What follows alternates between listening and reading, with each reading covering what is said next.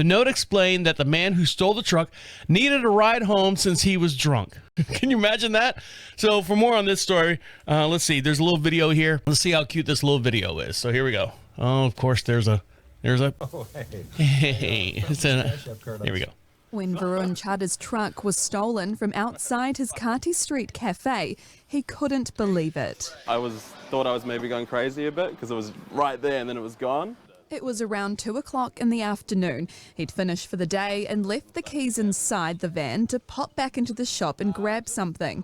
As his neighbour's security cameras reveal the 5-minute window, enough time for this opportunist to strike.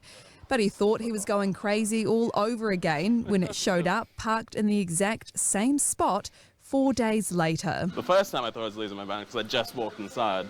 And the second time I rocked up and it's just parked there, so yeah, it was... Yeah, aliens. Returned with an apology note, the offender claiming they were drunk and needed a ride home. So the note, let me go back to the note. It says, hey man, brought your car back. Sorry mate, I was drunk and needed a ride home. Left your keys, locked the truck, and what's this say right here? I can't read out the scribble.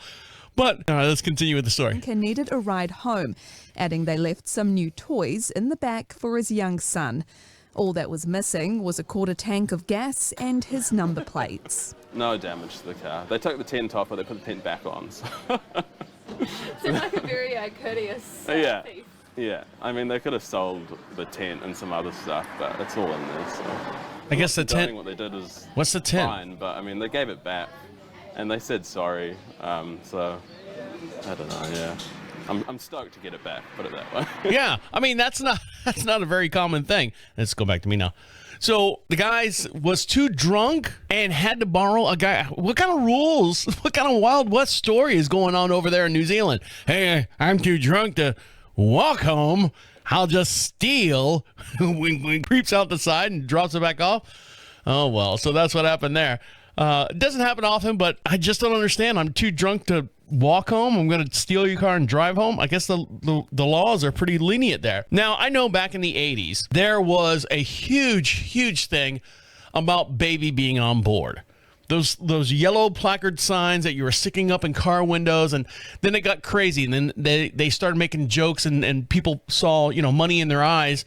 And they said, okay, now I'm a jogger. So there's a jogger on board. So they make a jogger on board and whatever spectacle that you wanted,